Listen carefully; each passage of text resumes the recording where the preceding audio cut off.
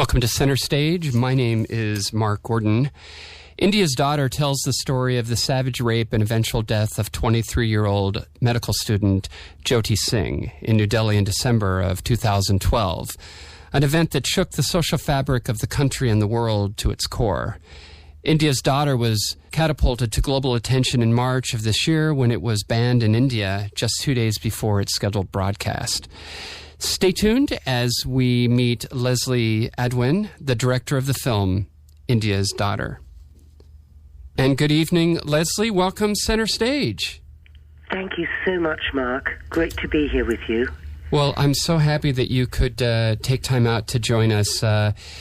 This has got to be one of the most powerful documentaries I've seen in a long time. It really touched me to the core. I was just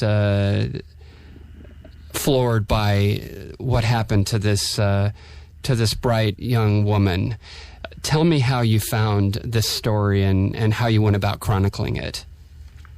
Mark, I think in a very similar way to what you've just described, I felt that way when the news of this particularly horrific gang rape exploded across the television screens, certainly of Europe and I believe of the world.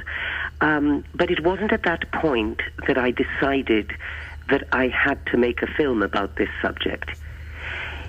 It was the response to the rape that moved me to an unimaginable degree. I just was so inspired and awestruck and full of admiration and gratitude, actually, to witness these scores, hundreds of thousands of people thronging the streets with a passion that was beautiful.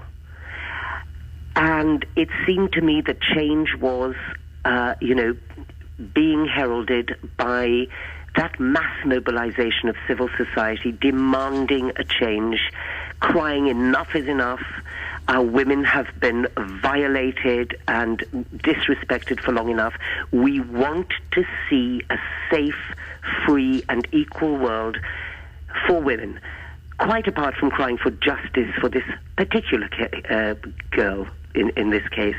And I took it personally, Mark.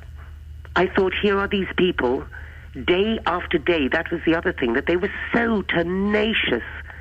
They went on for over a month. Now, after a week of witnessing these uplifting, extraordinary sights, I saw the government crack down on them so fiercely, and that hurt me really badly. Because these protesters had been beautiful, had been peaceful.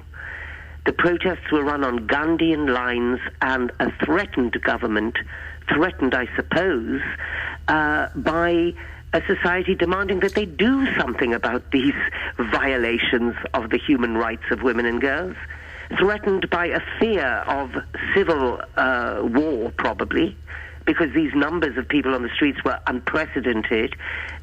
They hadn't seen sights like that since independence in 1947. And they cracked down on them, as you saw in the film, with water hoses and, tear gas shells and police beating up innocent and beautiful protesters. And that is the point at which I decided, that's it, I have to do something. I can't just sit here in my armchair being horrified by the rape and admiring them. I have to actually get out there and join those protests. And when I say join the protests, I mean in the way that I can in my métier as a filmmaker. I knew then that I had to amplify their voices in the shape of a film, a documentary.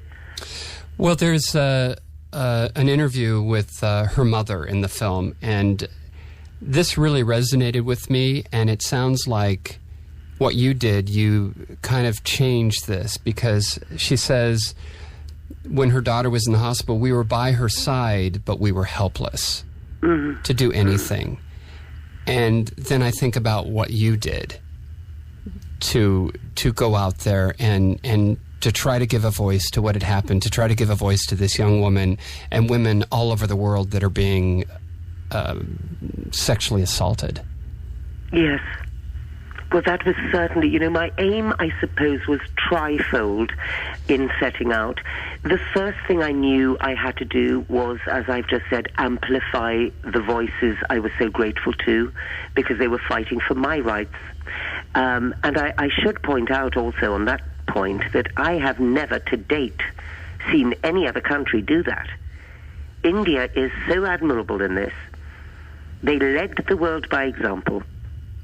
And that was, the one absolute imperative for me. The other was to document and pay tribute to and find out what life has been lost here. Because in India, you're not allowed to name a rape victim. So she was just known as that 23-year-old medical student who went to the movies and got gang raped and killed. And that was it. A life snuffed out. I wanted to know and pay tribute to who we had lost.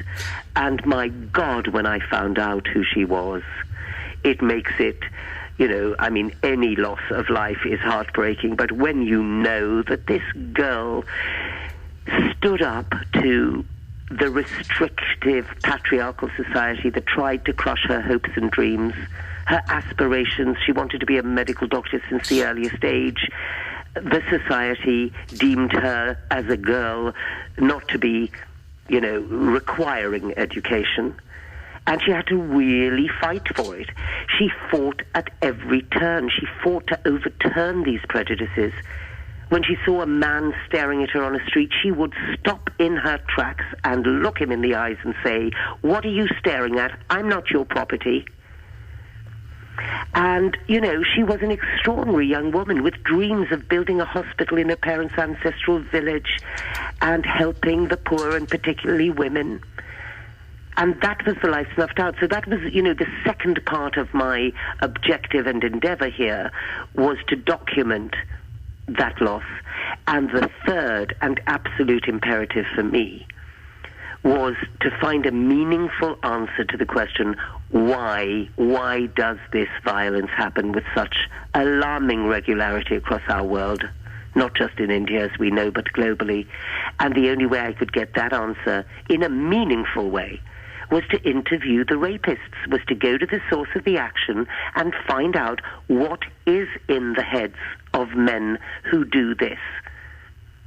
Well, but that must have been very, very hard, and to talk with these men and to hear their responses, because the things that they say, I was just I could not believe it. It's the victim is the one that needs to explain why this happened, and just the way that they justify the treatment of women. Tell me what that was like when you were sitting doing these interviews with these people. Well, here's the really strange thing, Mark. The whole journey is characterized by a complete reversal of expectation on pretty much every level. Everything I thought would be one way was another. I was so sure that I would be distraught and B, angered. I thought I'd be furious as I sat opposite these men. And so much so that I actually decided to practice on other rapists. Because this is my first documentary. I've never interviewed people before. And the really significant factor is this. When I was 18, I'm one of those women, 1 in 5, who's raped. I was raped at 18. And I'm ashamed to have to say I didn't report this rape. If I had remembered the man's name in later years, I would have done, but I don't even remember his name. And for 20 years, I kept this silent. I didn't even tell my best friend. And I worried that as I sat there opposite them, all of this might well up inside me. I might physically assault one of them. I thought I'd feel so disgusted, etc. So I decided to practice on other rapists. One of these other rapists had raped a 5-year-old girl. And I have a daughter who was 13 when I left her to go and make this film in India. It was incredibly difficult, but I didn't feel what I assumed I would feel. I didn't feel any anger, not for 1 second, in 31 hours of interviewing 7 rapists. And the reason I didn't feel anger is because it was so utterly obvious to me that these men had been robotically programmed, taught how to think of women a certain way.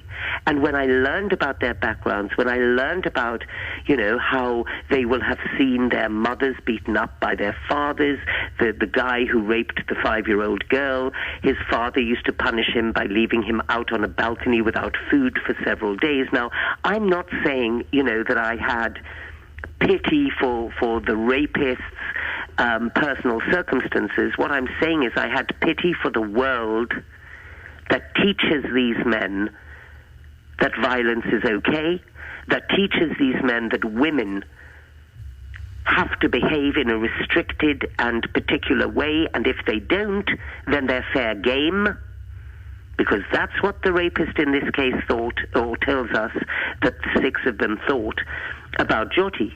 When she got on that bus with a boy who was a male friend and she was out at night, to them, she had to be taught a lesson. That's precisely the words he uses. So they are programmed. And we're not dealing with rotten apples in a barrel. The barrel is rotten. Mm-hmm. The heinousness of this crime. I mean, they pulled out her intestines. You just think, my God, what was going on in their minds to do that to this person, to objectify her so much, to not even see a real person. And furthermore, is that why they don't mention the name of the person that's been raped? Because if they started to do that, you would put a face on the crime. You would say, that could have been my daughter. Well, I think, bending over backwards to understand their point of view, I think there is cogent argument in saying that in a culture where shame and dishonor adheres to the victim of rape, which is absolutely outrageous and heinous and so unfair, but it is true of that culture. So in a culture like that, you want to protect the identity of the rape victim. Now, that is a sort of ridiculous, vicious circle, I'm sure you'd agree, but seeing it from their point of view, that is why they would say, we protect the identity of the rape victim by not allowing her to be named. Equally, yes, it does have that effect, of numbing.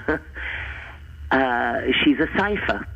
It's why I wanted to document who she was, because, otherwise she's just a cipher, just another figure on the mountain of raped, violated bodies, You mentioned that you rehearsed the interviews because you thought you were going to respond in a certain way and you didn't, and that was something that you learned.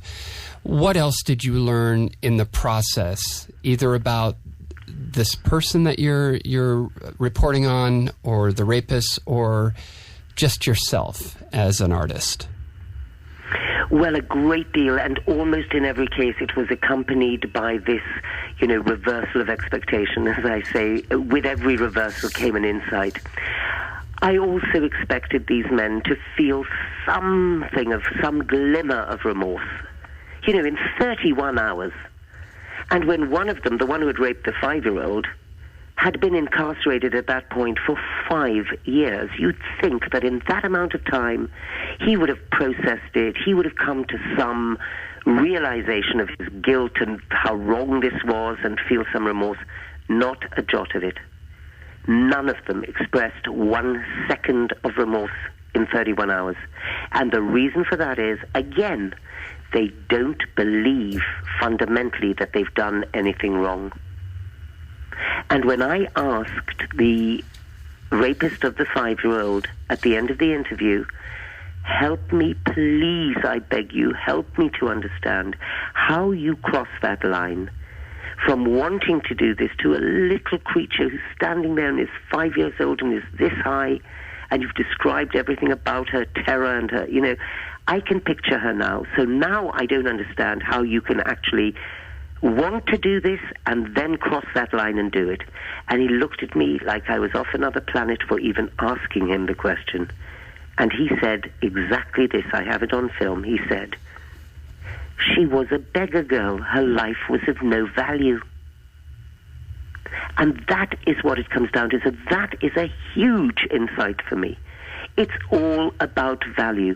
You know, when in Rwanda, the Hutu regime wanted a genocide committed on another tribe, the Tutsis, what did they do? They started a propaganda campaign, as the Nazis did before the Holocaust. This is humanity, you know, it's since time immemorial. You devalue a life in order to make it easier for it to be snuffed out. So the Hutu regime starts this, actually it was a radio campaign in Rwanda. And they start this campaign in which they're calling the Tutsis cockroaches. Right, I remember that. Do you remember? Yes. So if someone's a cockroach, you can take your foot and stamp him out. And, you know, ISIS is beheading people. Why? Because they're infidels, they're of a different religion, so they're of no value. It all comes down to value. And the fight we're fighting as women and girls, and these violations of our rights across the world, and this horrendous abuse of women and girls, which happens to differing degrees in differing countries, and in certain so-called sophisticated civilized countries, there's no equal pay right, or the Equal Rights Amendment Act hasn't yet been ratified. Bit close to home, that one, you know? Yes. I mean, what are we talking about in 2015 when women who are or should be half the world's population, women who bring us all into the world, are devalued? See, that ultimately is what resonated with me. These women they could be mothers. They bring they bring men into the world, and correct. Wow. Looking at Jyoti Singh, where she had just finished medical school, and who knows what her legacy would have been in helping people. And if I can sift through and find a silver lining with this, is her sacrifice, her ultimate sacrifice, the legacy that is going to be created from what happened to her is really so powerful. And to be able to it's just sad that she had to go through this, but what a monumental thing this is going to do to hopefully empower a change. Indeed. And Mark, I pledge myself, I commit myself to that change, because, you know, this was my first documentary and my first directing experience. It's also my last, until an education initiative that I have now committed my life to, because I've become an activist now. Mm-hmm. I cannot have these searing, blindingly clear insights and step aside from them and just go off and make another film about another subject. Yeah, because, I mean, if you know and do nothing, then you're as guilty as the perpetrator. Correct.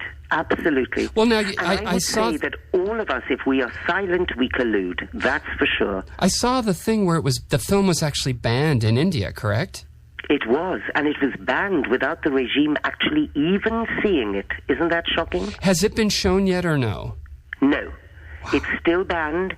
There have been 4 adjournments of a court case, a petition brought by 2, a journalist and a social activist, who have petitioned a court to lift this undemocratic, unconstitutional, and I would add idiotic, blind and misguided ban, a ban that brings shame on India. They've accused me of bringing shame on India. That's why they've banned the film, ever sensitive to their image and their economic program internationally, and accused me of decimating their tourist industry, etc.